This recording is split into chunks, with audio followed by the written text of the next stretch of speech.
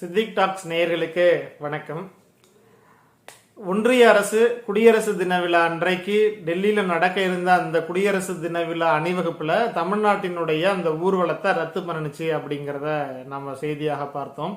அடுத்த நாளே தமிழ்நாட்டினுடைய முதலமைச்சராக இருக்கக்கூடிய தளபதி அவர்கள் ஒட்டுமொத்த தமிழ் சமூகமும் தமிழினமும் தமிழர்களும் உலகம் முழுக்க இருக்கக்கூடிய வெளிநாடு வாழ் தமிழர்கள் எல்லாரும் பெருமை கொள்ளக்கூடிய வகையிலையும் மற்ற மாநிலத்தில் இருக்கக்கூடியவர்கள் கூட நம்ம ஊர்ல இப்படி ஒரு முதலமைச்சர் இல்லையே, நாமளும் ஏன் இந்த மாதிரி நம்மளுடைய முதலமைச்சரும் இப்படி ஒரு அறிவிப்பு கொடுக்கல அப்படின்னு வியந்து பார்க்கக்கூடிய வகையில, ஆச்சரியமாக பார்க்கக்கூடிய வகையில பாஜக ஆளாத மாநிலங்கள்ல இருக்கக்கூடிய பத்திரிகைகள் எல்லாம் தமிழ்நாட்டு தளபதி அவர்கள் வழிகாட்டுகிறார் அப்படின்னு சொல்லக்கூடிய வகையில பெருமைப்பட வைத்த அந்த ஒரு அறிவிப்பு ஒன்றிய அரசால நிராகரிக்கப்பட்ட புறக்கணிக்கப்பட்ட தமிழ்நாட்டிலிருந்து விடுதலை போராட்டத்திற்காக அந்த போராடிய தியாகிகளினுடைய அந்த உருவங்கள் பதிந்த அந்த ஊர்வலம் தமிழ்நாட்டு குடியரசு தின விழா அணிவகுப்புல நடக்கும் அப்படின்னு சொல்லி அறிவிச்சிருந்தாரு.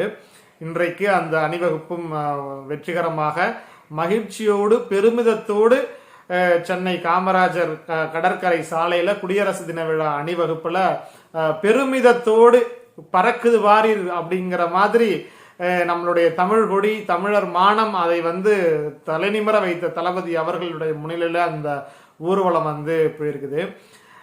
இந்த இந்த இந்த பிரச்சனை இது ஒரு பக்கம் இருந்தாலுமே கூட நம்ம சொல்லாம விட்ட ஒரு செய்தி என்ன அப்படின்னா, இந்த சங்கிகள் இருக்கிறாங்கல்ல, இந்த பாஜக, RSS, இந்துத்துவா, இந்து முன்னணி, விஸ்வ இந்து பரிஷத்து, அவர்களுக்கு இந்த ஒத்து ஊதக்கூடிய இந்த கூட்டங்கள் இவர்களெல்லாம் எவ்வளவு கேவலமானவர்கள், இழிவானவர்கள், மலிவானவர்கள், அதே போல தமிழர் நலனுக்கு விரோதமானவர்கள், தமிழ்நாட்டு நலனிற்கு எதிரானவர்கள் அப்படிங்கறத நம்ம சொல்லணும். அப்படின்னா ஒன்றிய அரசு செப்டம்பர் மாதம் 2021 செப்டம்பர் மாதம் இந்த ரதங்களை நடத்துவதற்கான அறிவிப்பை வெளியிடுது. 3 கட்டங்கள்லயும் போய் தமிழ்நாடு அரசு அவர்களுடைய நம்மளுடைய மாடலை வைக்கும் பொழுது ஒவ்வொரு முறையும் அதை நிராகரிக்கிறாங்க. முதல் முறை நிராகரிக்கிறாங்க, திருத்தங்கள் சொல்றாங்க. 2வது முறை கொண்டு போறோம், 2வது முறை திருத்தங்கள் சொல்றாங்க, 3வது முறை கொண்டு போறோம். 3வது முறைக்கு அப்புறம் 4வது முறை கூட்டம் ஃபைனலைஸ் பண்றதுக்கு நம்மளை கூப்பிடாமலே அந்த இதை பண்ணிட்டாங்க. ஆனா இங்க இருக்கக்கூடிய இந்த சங்கிகள், இந்த மக்கள் விரோதிகள் என்ன பண்றாங்க அப்படின்னா, கலைஞருடைய படத்தையும் தயாளம்மா அவர்களுடைய படத்தையும் அந்த சுதந்திர போராட்ட தியாகிகளினுடைய இதுல வச்சுட்டாங்க. அதனாலதான் இந்த ஊர்வலத்தை ஒன்றிய அரசு ரத்து பண்ணிடுச்சுன்னு ஃபேக்கான வாட்ஸ்அப் நியூஸ் செய்திகளை பரப்பி விட்டாங்க 26ஆம் தேதிக்கு முன்பு வரைக்கும். அந்த செய்தி சங்கிகளாலையும் இந்த நாம் தமிழர் தும்பிகளாலையும் மிகப்பெரிய அளவுக்கு பகிரப்பட்டுச்சு. தமிழ்நாட்டு மக்களுக்கு இயல்பாகவே அரசியல் புரிதலும் அறிவும் அதிகமாக இருக்கிறதுனால இந்த அடிமை கூட்டங்கள், சங்கி கூட்டங்கள் இவர்களுடைய இதை புறக்கணிச்சிட்டாங்க. அது ஒரு பெரிய பேசு பொருளா எடுத்துக்கல. எவ்வளோ கீழ்த்தரமானவர்களா இவர்கள் அப்படிங்கிற மாதிரியும் பார்த்துட்டாங்க. இன்னொன்னு, இந்த பாண்டே மாதிரியான கூட்டம்லாம் இருக்குல்ல, பாண்டே வகைராக்கள், எவ்வளவு ஒரு அயோக்கியத்தனம், விஷமத்தனமான பிரச்சாரத்தை அவர்கள் முன் வச்சாங்க அப்படிங்கிறது நமக்கு தெரியும். என்ன சொல்றாரு அப்படின்னா, பாண்டே அவருடைய பேச்சுல, இந்த சுதந்திர போராட்ட தியாகிகளுடைய ஊர்வலம் நடத்துறீங்க, அதுல ஏன் நீங்க பெரியாருடைய படத்தை நீங்க ஏன் போடல? அப்ப ரொம்ப ரொம்ப நக்கலாக குத்தலாட ரொம்ப பேசுறாராம். பெரியார் பத்தின எந்த புரிதலும் அறிவும் இல்லாத இந்த பீகார்ல இருந்து வந்த ரெங்கராஜ் பாண்டே இங்க நம்மளுக்கு இந்த தேச உணர்ச்சி, தேசப்பற்று, சுதந்திர போராட்ட பத்திலாம் நம்மளுக்கு சொல்றதுக்கு என்ன யோகிதை இருக்குது? தந்தை பெரியார் தான் காந்தி அவர்களுடைய தலைமையை ஏற்றிருந்த பொழுது கள்ளுக்கடை போராட்டத்திற்காக, கல்லுண்ணாமைக்காக தன்னுடைய ஒரு மிகப்பெரிய 350-400 தென்னை மர தோட்டத்தையே வெட்டி வீழ்த்தினவர் தந்தை பெரியார் அவர்கள். கதர் ஆடை அணியணும் அப்படின்ன பொழுது அந்த துணிகளை தலைமையில சுமந்து வச்சுக்கிட்டு பெரும் செல்வந்தராக இருந்த தந்தை பெரியார் ஊர் ஃபுல்லா போய் கதர் துணை வித்துக்கிட்டு இருந்தவர். அதனால இந்த அப்படி பிரிட்டிஷ்காரன் காலம் நக்கி சர்பட்டம் வாங்கிக்கல, எந்த பட்டமும் வாங்கிக்கல, முழுக்க முழுக்க அவர்களுக்கு எதிராகவே தான் நின்றுட்டு இருந்தாரு. அவர்களையும் இவங்க போய் இந்த இந்த அக்ரஹார கூட்டம் போய் அவர்களை சூழ்ந்து அவர்கள் பின்னாடி ஒளிஞ்சுக்கிட்டு அவர்களுக்கு ஏதுவாக வளைத்த போதுதான் இவர்களுடைய ஆபத்தை உணர்ந்து அவர் தொடர்ந்து பேசிட்டு இருந்தாரு. ரெண்டாவது இங்கிலீஷ் பேசுறத பத்தி ஆங்கில மோகம் தான் அதிகமாக இருந்தது. இதெல்லாம் தமிழ்லாம் காட்டு இதெல்லாம் அத்தர பழசான விஷயம். லட்சக்கணக்கான தடவை எல்லாருமே பதில் சொல்லிட்டாங்க. இருந்தாலும் இந்த பிரச்சனையை ஒன்றிய அரசு மீது மக்களுக்கு இருக்கக்கூடிய பிரச்சனைய திசை திருப்புறாராம். பெரியாரை பற்றி பேசி எல்லாத்தையும் எமோஷனல் ஆக்கி பொய்யான தகவல்களை சொல்றத மூலமா நீ இந்த விவாதமே மாறி போயிடும், உடனே நம்ம ரொம்ப புத்திசாலியா மாத்திட்டோம் அப்படின்னு நினைச்சிடுவோமா அப்படின்னு ரங்கராஜ் பாண்டே நினைச்சுக்கிட்டு ஆங்கிலத்தை தான் பேசிக்கிட்டு இருந்தாரு, தமிழெல்லாம் பேசலன்னு.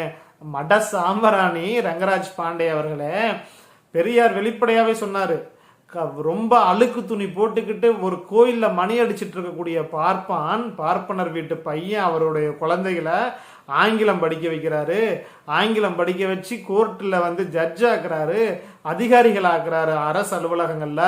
ஆனா நீங்க ஆங்கிலம் படிக்காதனுடைய காரணம், நீங்கன்னா பார்ப்பனர் அல்லாத மக்கள் ஆங்கிலம் படிக்காம இருக்கிறதுனாலதான் இன்றைக்கு அரசு உத்தியோகங்கள். ஏன்னா பெரியார் அரசியல் பண்ணிட்டு இருந்த காலம் பிரிட்டிஷார்கள் காலம். அந்த சமயத்துல ஆங்கிலம் நீ படி, அரசு உத்தியோகங்கள்ல போய் உள்ளார பூருங்க அப்படின்னாரு. நீ இன்னும் கம்பராமாயணம், மகாபாரதம், இதிகாசம், வரலாறுன்னு எல்லாம் உட்கார்ந்து பழைய பஞ்சாங்கத்தெல்லாம் படிச்சுட்டு காட்டு மிராண்டி காலத்திலே இருக்காத, முன்னேறுங்கடா அப்படின்னு சொன்னாரு. ஆனா அதை மறைச்சிட்டு ஒரு விவாதத்தையே மாத்தக்கூடிய வகையில பெரியார இழிவுபடுத்துறான். யாரு? ரங்கராஜ் பாண்டே. இங்க பிரிட்டிஷ்காரன் வந்த உடனே இங்கிலீஷ் கத்துக்கிட்ட கூட்டம் இந்த கூட்டம்.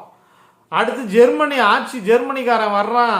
2ஆம் உலக போருக்கு அப்புறம் இங்க எல்லாமே ஜெர்மனி தான் வரப்போகுது அப்படின்னு சொன்ன உடனே ஓடி போய் ஜெர்மனி கத்துக்கிட்ட கூட்டம் இந்த கூட்டம். அது மட்டும் இல்ல, வட மாநிலங்கள்ல போராட்டக்காரன் எல்லாம் போராடிட்டு இருந்த பொழுது இந்த நாட்டுடைய பிரதமராக இருந்தவர் யாரு? RSS கார அவரு. இந்த கிராமத்துல தான் எல்லாம் போராடிட்டு இருக்கிறானுங்க, நான்லாம் போராடல, என்ன ஒண்ணும் பண்ணிடாதீங்க அப்படின்னு சொன்னவரு நாட்டுடைய பிரதமரானாரு. அப்படி காட்டி கொடுத்த கூட்டம் போய் பிரிட்டிஷ்காரர்களுடைய காலை நக்கி மன்னிப்பு வாங்கிய கூட்டம். இவர்களினுடைய படங்கள்லாம் ஏன் போடல அப்படின்னு சொல்லி நாம கேட்கல. ஆனா மக்களுக்காக போராடி மக்களுக்காக வாழ்ந்து நீ இந்த ஒரு சுதந்திர நாடு அப்படின்னா அந்த நாட்டுல ஜாதி இருக்கக்கூடாது. நீ பல்லன் பறையன் சக்கிலியன்னு பேசக்கூடாது, சத்திரியன் சூத்திரன் வைஷ்ணவன் நீ பேசக்கூடாது. ஜாதி இருக்கக்கூடிய நாட்டுல எப்படி சுதந்திரம் இருக்கும்? சுதந்திர நாட்டுல எப்படி ஜாதி இருக்கும்? நீ சீனாக்காரன் கூட இங்க வா, இங்க எங்களை ஆட்சி செய், ஆனா இங்க ஜாதி இல்லைன்னு நீ அறிவிக்கிற அப்படின்னா ஜாதி பாகுபாடே இருக்காது அப்படின்னா நான் சீனாக்காரனை கூட ஏத்துக்குவேன் அப்படின்னு சொன்னார் தந்தை பெரியார். ஒளிவு மறைவா உட்கார்ந்து போய் தெரியாம போயிட்டு பாண்டிச்சேரியில போய் உட்கார்ந்து மறைஞ்சுக்கிட்டு கண்ணன் பாட்டு குயில் பாட்டு எழுதிக்கிட்டு பயந்துகிட்டெல்லாம் சொல்லல, வெளிப்படையாக சொன்னாரு. ஜாதியை ஒழிக்கணும், மக்கள் மத்தியில இந்த வர்ண கட்டமைப்பு பேதங்கள் இல்லாம இருக்கணும் அப்படிங்கிறது தந்தை பெரியாரினுடைய நோக்கமாக இருந்தது. அதற்கான எல்லா பிரச்சாரங்களையும் அவர் வெளிப்படையாக தைரியமா சொன்னார். எந்த இடத்துலயும் இட்டுக்கட்டி பேசல, இங்கேயும் 1க்கு 2 பேசல. விவாத பொருளை ரங்கராஜ் பாண்டே மாதிரி நேர்மையற்ற முறையில தைரியமற்ற முறையில பேசுவதற்கு நெஞ்சுரம் இல்லாம மடைமாற்றல, தைரியமா பேசினார் தந்தை பெரியார்.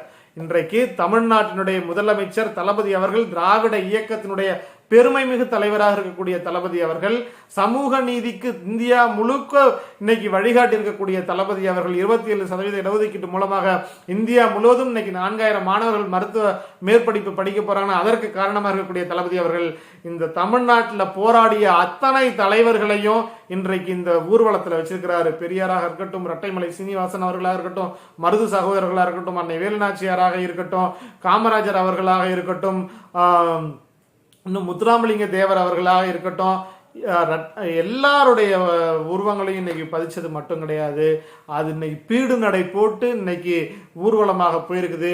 தமிழ்நாடு முழுக்க அது காட்சிப்படுத்தப்படும் அப்படின்னு சொல்லியிருக்கிறாங்க. 10 ஆண்டுகளுக்கு மேலாக தமிழ்நாடு தலைகுனிந்து கிடந்துச்சு. நம்ம இந்த ஒன்றும் இல்லாம அரை நிர்வாணத்தோடு கையேந்து நிற்கக்கூடிய ஒரு நிலையில தமிழர்கள் மற்ற மாநிலத்தில் இருக்கக்கூடிய முதல்வர்களை எல்லாம் பார்த்துச்சா நமக்கு இப்படி ஒரு முதலமைச்சர் கிடைக்கலையேன்னு ஏங்கிக்கிட்டு இருந்த ஒரு சூழல்ல வாராது வந்த மாமணியாக தமிழ்நாட்டுடைய முதலமைச்சர் தளபதி அவர்கள் வந்த பிறகு இன்றைக்கு அறிவிக்கக்கூடிய ஒவ்வொரு அறிவிப்புகளும் பெருமை மிகு அறிவிப்பா இருக்குது. மற்ற மாநிலத்தில் இருக்கிறவங்க எல்லாம் பார்த்து புகழக்கூடிய வகையில இருக்குது. அந்த வகையில தமிழ்நாட்டினுடைய பெருமை தலை தூக்கக்கூடிய வகையில, பீடுநடை போடக்கூடிய வகையில இந்த குடியரசு தின விழாவில் தமிழ்நாட்டில் இருக்கக்கூடிய தமிழ்நாட்டில் சுதந்திரத்திற்காக விடுதலைக்காக போராடிய மக்கள் நலனிற்காக போராடிய ஜாதியை ஒழிக்க வேண்டும், சம உணர்வு இருக்கணும், சமத்துவமா இருக்கணும்னு போராடிய அத்தனை தலைவர்களையும் இன்றைக்கு அந்த ஊர்வலத்தில் வச்சு கொண்டு போன பொழுது ஒட்டுமொத்த தமிழர்களினுடைய தலையும் பெருமையும் நிமிர்ந்து இன்னைக்கு நின்றுட்டு இருக்குது. இதை பார்த்து எப்படியாவது தமிழ்நாட்டில் ஜாதியை வைத்து மதத்தை வைத்து ஒரு கலவரத்தை ஏற்படுத்தலாம், மதவாதம் பண்ணலான்னு துடிச்சிட்டு இருக்கக்கூடிய சங்கி கூட்டங்கள் தமிழ்நாடு மட்டுமல்ல இந்தியா முழுவதும் இன்னைக்கு தமிழ்நாட்டினுடைய முதலமைச்சர் தளபதி அவர்களை பார்த்து பயந்து ஓடி ஒடுங்கி இன்னைக்கு நாடி நரம்புகள்லாம் அடங்கி இவர் என்ன பண்ணுவாரு, கலைஞர் மாதிரி இவர் இல்லையே, இன்னும் இவர் அதிகமாக அதிரடி காட்டுகிறாருன்னு பயந்துகிட்டு இருக்கிறாங்க. அதுதான் தமிழ்நாட்டினுடைய வெற்றி.